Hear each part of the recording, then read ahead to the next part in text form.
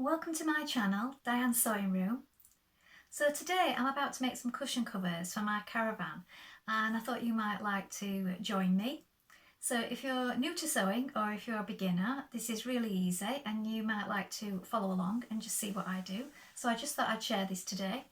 Now I already have these cushion covers that we've been using, but because of the nature of the fabric, we've got three little dogs and the hairs just get sort of stuck in the weave, so it's woven, and as you can see one there, even when you've hoovered them it just gets stuck to it. So although I like the colour because it goes really well with the interior of my caravan, and they're really nice cushion covers, they're just not suitable for my little dogs. So I'm going to use this. So if you've got some cushion covers already and you're making new ones, use your existing one as a template, as your pattern to work from. And because I'm not going to be using these anymore, I'm going to recycle the zip. So I'm going to be unpicking the zip. So I've bought this cotton poplin. So it's Rose and Hubble fabric and it's forest green with little white spots on it. So I think that's really pretty. And I've just bought a metre and I measured my cushion covers first. And a metre of this is just enough to make 2 cushion covers. So do measure your cushion covers first before ordering any fabric and just check. So you could cut it out of paper and lay it out on the floor and just check if you're going to have enough. So we're going to get started now, and the first thing I'm going to do is I'm going to unpick that zip from that cushion cover. So here it is, look. So just get your unpicker and just be careful. Just pick it away. I mean, if you wanted to reuse your cushion cover somewhere else, still use it as a pattern, but you'd have to buy new zips. So if you're not going to be using them and they're just going to be stuck in a cupboard, you can just take the existing ones out.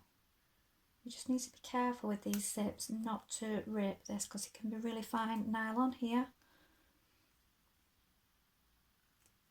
So just take your time and do that all the way along. So you can pull it a little bit, but not too much because you might get a hole in your zip. Just start it off and then just pull it a little.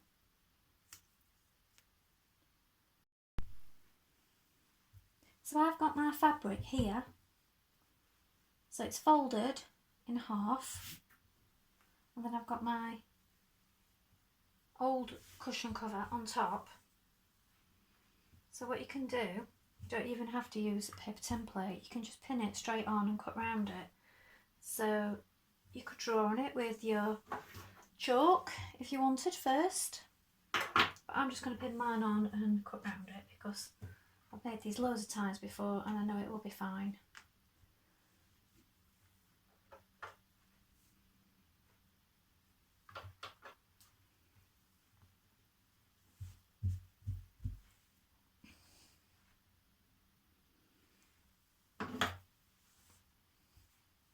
So I'm just going to cut right up to the edge there.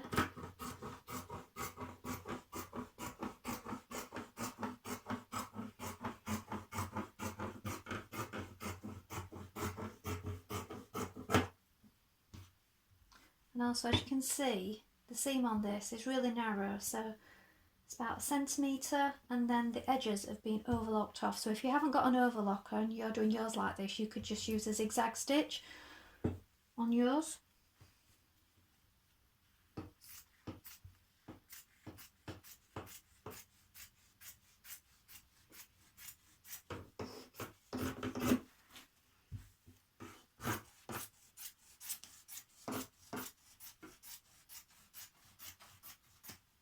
Turn that now to make it easier.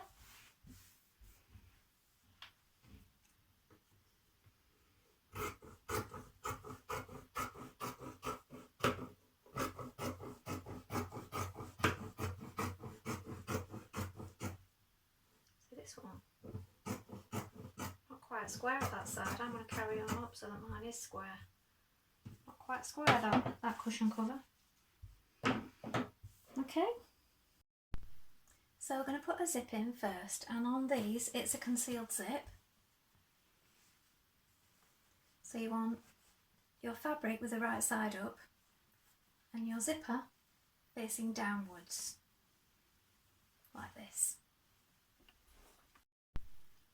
So you need to change your zipper foot, or change to your zipper foot. That's my regular foot.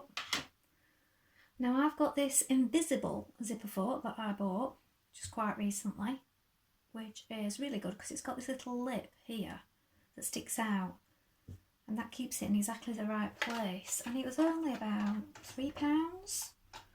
I can't remember the name of the shop. It was an online shop that I bought it from. So what you want to do,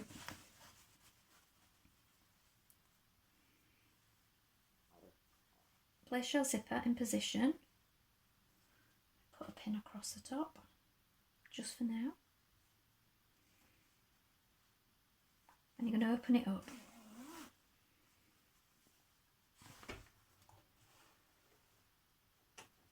And if you haven't got one of these, it's fine, but you need to make sure that you press your teeth down with one finger so that you're getting right in behind it. Now if you have got one of these kind of zipper hooks, it does actually, I'll take that pin out now, it holds it exactly where it should be. There's my cotton wrap round there. So this little lip here holds your zipper teeth down. If you haven't got one, like I said, do this with your fingers. You need to be rolling it out and pressing it down.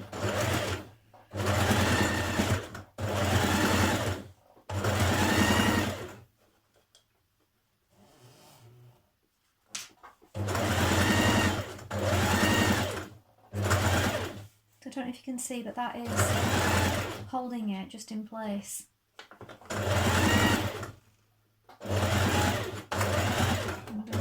Stop before you get to the end.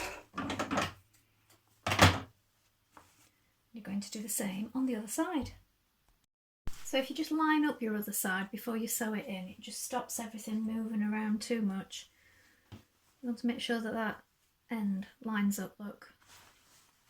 So put a few pins in before you go back to the top and start sewing down the other side. Just so that you know you're keeping more or less in the right place.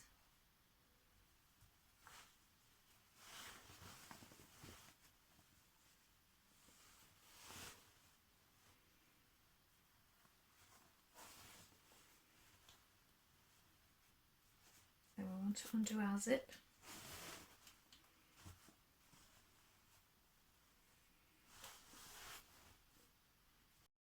So we're stitching down the other side now. So this side time I'm coming from the bottom. So unzip your zip. Again, make sure you're right behind those teeth.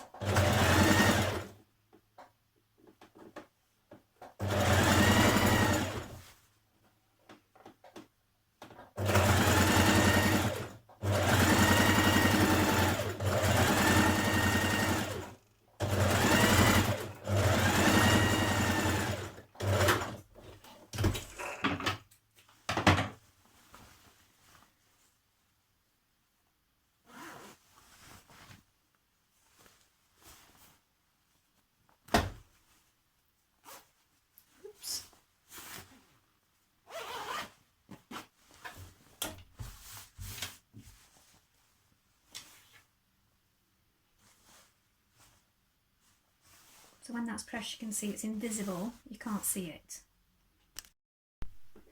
Right, behind my teeth here, with both sides lying flat, and look, there's the end of my zip, I'm going to stitch off to the end here, but I'm going to keep my zipper foot on just for this bit because we're still next to the zipper. So back tag there, so you've got both pieces of fabric together because you're joining them now. Come off the end, we're going to square that off in a minute with our regular foot on. So that's one side, and you're going to do the other side as well.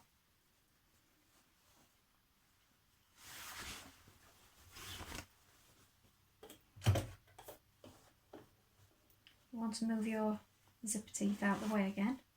Your zipper pulley, not your zipper teeth.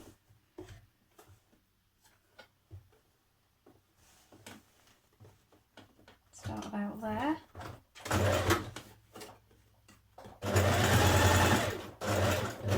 Just run off the end. Then you're going to put your other foot back on, your regular foot.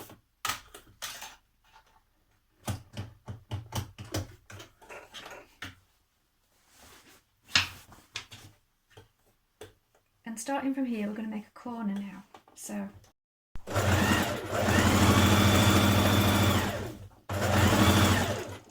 when you get to the top,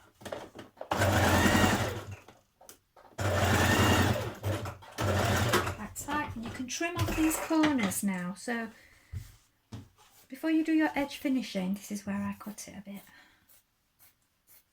Okay, I'm just trimming that off. You can trim off the corners.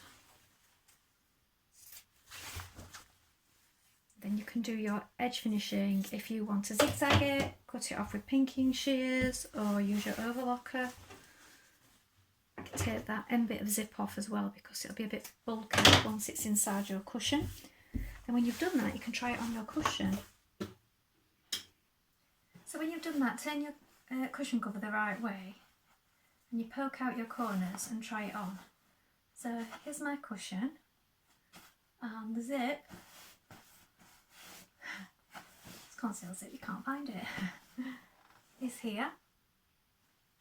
So you see the existing one goes nicely with this fabric, even though this is not as lime, that was more lime, this is forest green. You can see it lies flush and it fits the cushion really well. Put that there. So I hope that was helpful. Don't forget to like and subscribe. Please leave a comment if you'd like to see more little bits like this. I'm sewing all the time, but I don't film everything. So I just thought today it'd be useful to just show you something that I was making, and maybe you've not made a cushion cover before, and they're really easy. I did have a breakage halfway through, so I had to stop and start again. So I've just got the other one to do now, and then I'll go and put them in my caravan. So maybe I'll share a photo of what it looks like in the caravan. So here they are in the caravan. Excuse the shaky hand. I've not brought the tripod out with me. So I've got this sort of green and orange in the seating here, so I've got brown cushions.